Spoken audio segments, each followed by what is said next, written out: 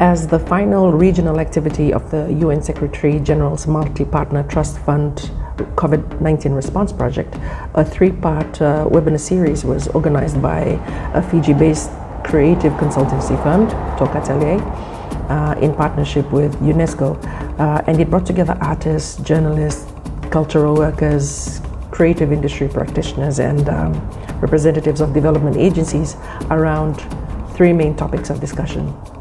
The purpose of the webinar series was to strengthen the resilience of art and cultural industry people in the face of enormous challenges posed by the global pandemic by providing a platform for online discussions between key industry professionals, established and emerging artists, as well as development partners and Pacific governments.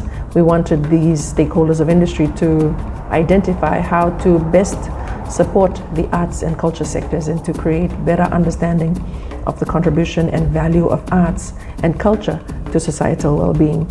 The ResiliArt Oceania Weaving Series was the first of its kind held in the region and really had three overarching goals. Discussions in webinar 1 and 2 were vibrant and comprised of a good mix of perspectives from policymakers, international development, media, and the arts and dance across Fiji, Vanuatu, Tonga, and Palau.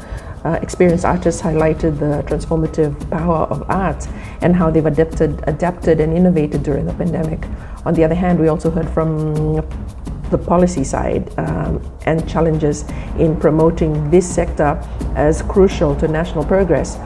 From the media and international development sector, we heard about the innovations and creativity pursued by these organizations to promote the culture industries and valuing their contributions to the economy. We contended that knowledge sharing is indeed beneficial and informs any community in effectively coping during the pandemic.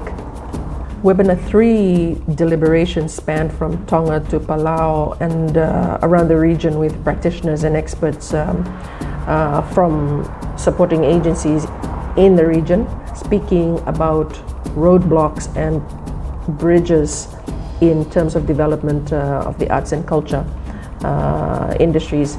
There was much mention of spaces which alluded to the need to not only be seen but be heard by associations, by governments, by lawmakers, by global development agencies.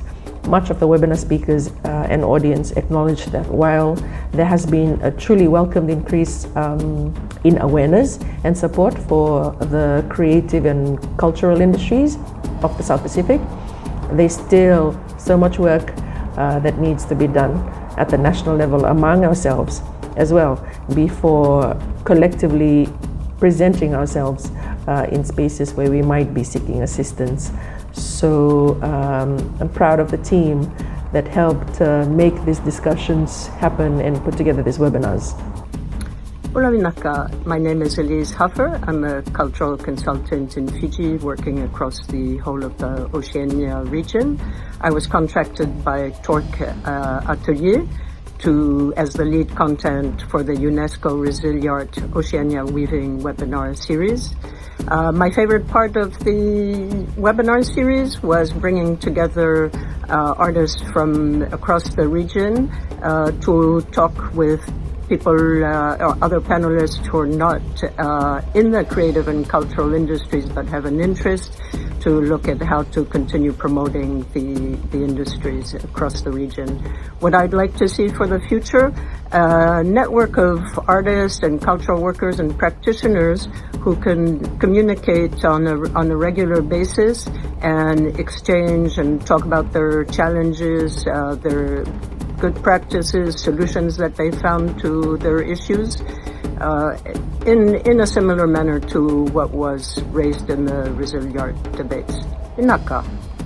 Bula Vinaka, I'm Marisini Tuivuniwai. I'm a communications consultant and I was contracted by Toka Atelier to be the communications lead for the UNESCO ResiliArt webinar project. It has been a wonderful experience for me being part of the creative the culture and creative industry in the region, and we have had wonderful discussions in Talanoa. And I think the artists themselves over the years have been having a wonderful Talanoa discussions. So it is my hope that this is not just another talk fest, but it is about time that governments of the Pacific and Oceania, they recognize the value that culture and creative industries bring to the economy, and they begin to adopt specific policies, programs, initiatives designed to advance economic development through the culture and arts.